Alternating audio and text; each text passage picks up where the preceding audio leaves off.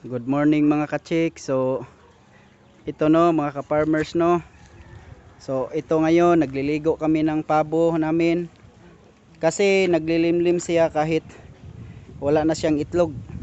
Kasi yung mga itlog niya ini-incubate namin. So ganito no pag yung pabo ninyo no naglilimlim siya no kahit wala siyang itlog. Paliguan lang nyo lang siya para kastahan na naman ng lalaki na pabo. So ganito lang yung pagligo, lagyan niyo ng sabon ganyan, tapos paliguan nyo. So yan lang no. So papakita pa namin, dalawa kasi itong pabo na to papakita namin kung paano namin sila paliguan. So ganyan lang. So yan, hintayin lang hanggang maano sila, hindi na sila basa. So ganyan. So yung isa no, yan yung isang pabo no na naglilimlim rin kahit wala na siyang itlog. So ang gawin namin is paliguan lang namin no. So yan. Yan yung gawa namin. Pinaliguan namin. Yan. Basain nyo lahat, pati yung mukha niya para maanuhan niya yung itlog niya. Hindi na niya malimutan niya yung itlog niya. So ganyan lang yung ganyan lang yung pagligo. Huwag nyo na siyang lagyan ng tubig na, kasi yung sabon okay lang yun.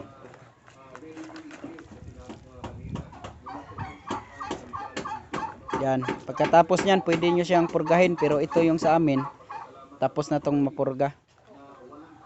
Yan, okay na yan. Yan pala no, yan yung mga pabo namin. Yan. Yan yung mga pabo namin. Yun yung Tapos may bago kami dito, yung mga sisiw na niya. Dito, ito no. Ipapakita ko sa inyo lahat no. Ngayon. So, ito yung mga sisiw niya. Ito 10 sila. Hindi ko pa pinapalabas kasi delikado pa to sa sakit. Yan. So siguro mga 2 months old, pwede na silang lumabas diyan sa kulungan nila. Dito na sila sa i-free range na namin. So yan no. So tingnan natin yung paitlogan ng pabo no. So yan, may dalawa na namang itlog ng pabo.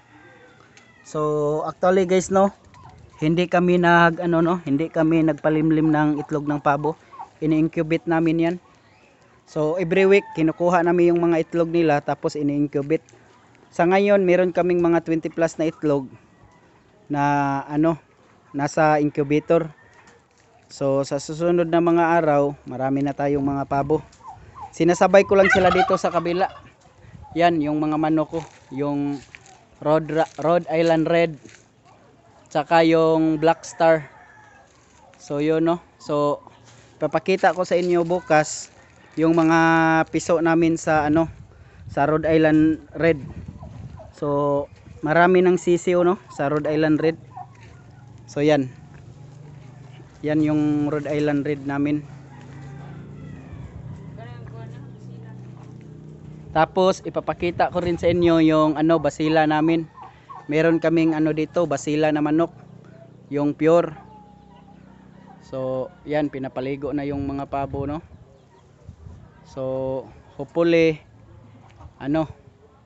sa susunod na araw marami nang mangingitlog na nag-aaway-away sila.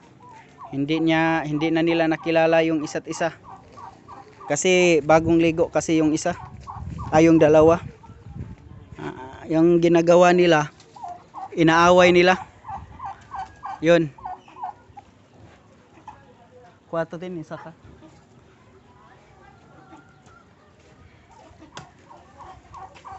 Yan yung ginawa nila, inaaway nila. Yung mga pabo namin mostly mga puti.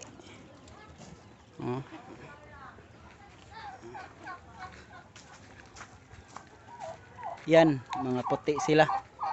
Pasensya na kayo sa ano natin ha, kasi yung araw. O yan, isa lang yung hindi puti. Yan yung pabo natin. So salamat mga ka-chicks, no. So sa mga hindi pa nag-subscribe, tsaka yung mga gustong magpa-shoutout, i-ano lang yung sa baba para ma-mention ko kayo, para ma-subscribe ko kayo sa susunod na video. So hanggang dito lang mga ka-chicks. So maraming salamat sa pag-subscribe at maraming salamat sa panonood. So bukas na naman. So ito yung resulta ng quarantine, no? So kasi naka-quarantine tayo ngayon. Bawal paggala-gala, so andito lang kami ngayon sa bahay, munting manukan at saka pabuhan. So hindi din ako makapunta doon sa sa farm, sa babuyan. So dito lang ako sa bahay namin, no. So ipapakita ko rin sa inyo yung babuyan namin, yung lahat, yung mga manok namin na native. Papakita ko rin sa inyo. So salamat mga ka-chicks, hanggang sa muli. Bye bye.